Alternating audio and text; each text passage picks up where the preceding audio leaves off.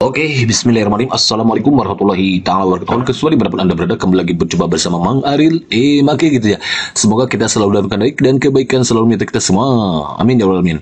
Oke kawan, alhamdulillah kembali lagi Maki berkesempatan untuk berbagi soal-soal yang ada kaitannya untuk kita mempersiapkan di seleksi ASNP 3K tahun 2022 untuk Kementerian Agama tahun 2022 ini, ya gitu ya kawan-kawan. Dan dalam kesempatan ini Maki akan membawakan soal moderasi beragama karena sebagaimana surat edaran yang sudah diluncurkan oleh Kementerian Agama bahwa di tahun 2020 ini untuk seleksi ASN PTKK-nya ada muncul soal moderasi beragama yang bobotnya itu 40% ya.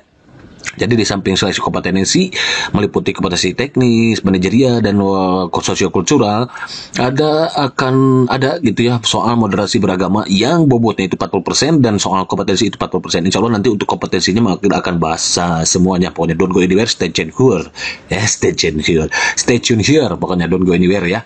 Dan ini sudah masuk ke part 4 dan ini juga bisa soal kawan-kawan gunakan untuk persiapan menghadapi CAT IPMB ASN moderasi beragama untuk ASN Kemenag tahun 2022 ini, karena sebagaimana informasi beredar bahwa untuk seluruh ASN di lingkungan Kementerian Agama tahun 2022 ini pada tanggal ini, hari ini tepatnya tanggal 27 Desember 2022 akan dilangsungkan soal moderasi beragama ya, itu soal CAT IPMB atau pengukuran indeks profesionalisme moderasi beragama ASN ya tahun 2022 ini dan sedang berlangsung gitu. Mudah-mudahan ini apa yang saya sampaikan bisa bermanfaat untuk kawan-kawan semua.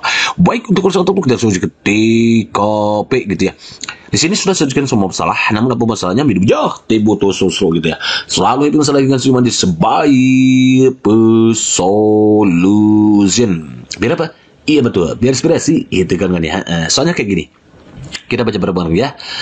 Cara pandang, sikap, dan perilaku melebihi batas-batas moderasi dalam pemahaman dan praktik beragama adalah bla bla bla. A. Ekstremisme beragama. B. Eksklusif beragama. C. Inklusif beragama. D. Moderasi beragama. E. Efisiensi beragama.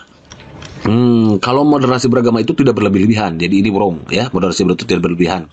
Sementara ini melebihi batas-batas moderasi dalam pemahaman dan praktik beragama. Jadi kalau ini melebihi, maka ini masuknya ekstremisme beragama, bukan eksklusif. Kalau eksklusif itu menganggap superior ya. Inklusif juga sama, ini hampir versi agama apalagi bukan. Jadi yang betul itu adalah yang A, kawan-kawan ya. Ekstremisme beragama. Begitu kan? Understand? Idap, izin mantap next. Soalnya bercu. Di sini sudah sedikit semua salah, namun apapun misalnya bidu tibuto susro gitu dia. Selalu happy masalah dengan semua di sebaik solution. Biar apa? Iya betul, biar inspirasi gitu kan ya. Soalnya kayak gini. Prinsip dasar moderasi beragama adalah A. Jujur dan berimbang. B. Adil dan berimbang. C. Tulus dan berimbang. D. Jujur dan adil. E. Tulus dan jujur. Yang betul itu adalah adil dan berimbang. Jadi prinsip dasar moderasi beragama itu adalah adil. Jadi kita harus adil dan berimbang, seimbang. Karena moderasi ini istilah katanya muncul sama dengan moderator. Kalau kita agak lupa gitu ya, istilahnya kita ingat moderator. Kalau moderator di sesi diskusi, di forum diskusi, itu kan sifatnya penengah. Kalau penengah berarti dia berimbang, imbang kan, ada di tengah ya. Dia tidak memihak ke kiri, dia tidak memihak ke kanan gitu. Jadi berimbang, yang sedang-sedang saja, dan adil berarti tidak memilih si A, tidak memilih si B gitu. Dia pokoknya independen. Nah, jadi jawaban otot yang B, begitu kan? Understand? Idap, izin mantap. Kalau mantap, next soal nomor berikutnya. Sikap moderat dalam beragama adalah bla bla bla. A. Praktek beragama dengan ilmu bersikap bijak dan menjaga harkat dan martabat manusia. B. Praktek beragama dengan hanya mengagungkan Tuhannya kita. C. Praktek beragama dengan eksploitasi ajaran agama untuk kepentingan politik. D. Praktek beragama dengan hanya memikirkan diri sendiri. E. Praktek beragama dengan hanya mencari kelebihan agama kita. Yang betul itu adalah praktek beragama dengan hanya mengagungkan Tuhannya kita, artinya berarti menganggap Tuhan yang lain tidak diagungkan, ya, jadi merendahkan, ya, berarti ini wrong, ya, merendahkan agama lain, kepercayaan orang lain, atau ajaran agama yang dianut orang lain, itu wrong. Sementara yang C itu mengeksploitasi ajaran agama untuk kepentingan politik, ya ini, ya, jadi jangan campur adukan antara politik dan agama gitu kan ya. Jadi jangan mengatasnamakan agama untuk kepentingan politik, ya ini wrong, dosa juga itu kan. Praktik keagamaan dengan hanya memikirkan sendiri, ini memikirkan diri sendiri. Jadi gak memikirkan orang lain, ada orang lain kesulitan tidak kita bantu, ini wrong juga gitu kan ya.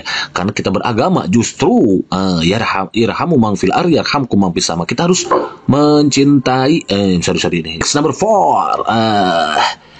Indikator moderasi beragama berikut ini kecuali bla bla bla. Di pertemuan sebelumnya di part 3 kalau nggak salah Maki sudah berbagi bahwa ada 4 indikator moderasi beragama.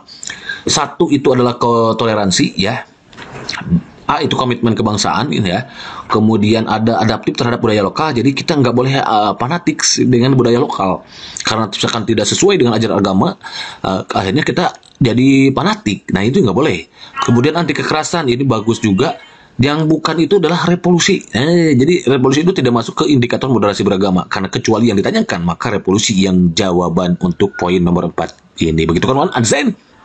Hidup-hidup, ijazah mentap, kalau mantap. Next, so number 5. Yang sepadan dengan makna kata radikalisme kecuali bla bla bla. A ekstrim, B eksklusif, C anarkis, D berlebihan, C semua salah. Yang ini itu radikalisme itu adalah ekstrim ya, masuk ya. Eksklusif ini bukan ini yang nggak masuk. Eksklusif itu nggak radikalisme ya, tapi menganggap dirinya paling unggul, eksklusif itu ya.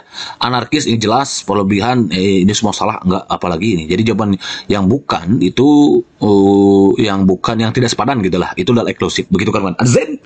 Bila-bila, mantap. Next, so number 6. Ciri-ciri radikalisme adalah bla bla bla. A menjalankan ajaran dengan penuh bersemangat. B selalu berkelompok dalam setiap kegiatan dan aksi. C mengklaim kebenaran tunggal dan mensesatkan kelompok lain yang tak sependapat. D memakai cadar. E memakai celana gantung, celana cingkrang berarti ya.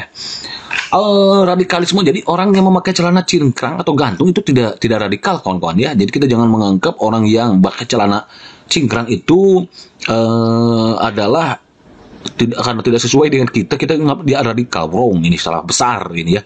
Orang yang memakai cadar juga itu bukan radikal gitu kan kawan. Salah besar kalau kita menganggap orang yang bercadar itu adalah radikalisme, bukan. Menjalankan dengan semua bersemangat apalagi nih ya. Justru dengan ajaran agama kita harus kita jalankan, laksanakan dengan penuh bersemangat ya. Karena di ajaran agama itu mengajarkan kita untuk berbuat baik kepada alam manusia ya, alam kemudian tumbuhan, hewan. Kita dianjurkan untuk berbuat baik kepada semua makhluk gitu kan ya. Yarhamu man fil ar yarhamkum man fis sama. Cintailah semua makhluk yang ada di muka bumi ini, maka makhluk yang akan ada di langit akan mencintai kita gitu kan ya. Jadi yang selalu berkelompok dalam setiap kegiatan dan aksi justru bagus ini. Harus berkelompok itu gotong royong ya. Yang salah itu adalah mengklaim kebenaran tunggal. Jadi kebenaran hanya milik kita sendiri dan menyesatkan kelompok lain yang tak sependapat. Jadi orang yang tak sependapat dengan kita itu sesat. Nah, ini yang masuk radikalisme itu kawan-kawan. Begitu ya. Jadi jawaban yang paling tepat yang C. Begitu kawan-kawan. Adsit. Hidup, mantap. The last number 7. Di sini sudah semua salah. Namun apa misalnya hidup bijak, tebo to sosro gitu ya. Selalu hidup sering seniman di sebaik solution. Biar apa? Iya betul. Biar inspirasi gitu kan ya. Lupa terima kasih baru ingat lagi gitu ya. Oke, soalnya kita baca bareng kayak gini ya. Dalam Undang-Undang Dasar 1945 pasal 29 ayat 2, negara menjamin kemerdekaan tiap-tiap penduduk untuk memeluk agama dan untuk beribadah menurut agama dan kepercayaan masing-masing. Amanat undang-undang tersebut dijadikan landasan hukum kerukunan umat beragama disebut landasan. Apakah isi landasan undang tersebut? Bla bla bla. A. Landasan konstitusional, B. Landasan strategis, C. Landasan operasional, D. Landasan etis, E. Landasan etimologi. Jadi ini yang paling tepat adalah landasan konstitusional kawan-kawan ya. Jadi kerukunan umat beragama ini menurut ini dijadikan landasan hukum kerukunan umat beragama ini ya. Jadi Undang-Undang 1945 itu dijadikan landasan hukum atau landasan konstitusional untuk kerukunan umat beragama. Karena kalau nggak begitu nanti akan terjadi keributan dan kekacauan. Justru yang seharusnya agama itu membawa kedamaian dan persatuan, ketertiban, dengan justru membawa kehancuran gitu kan dia.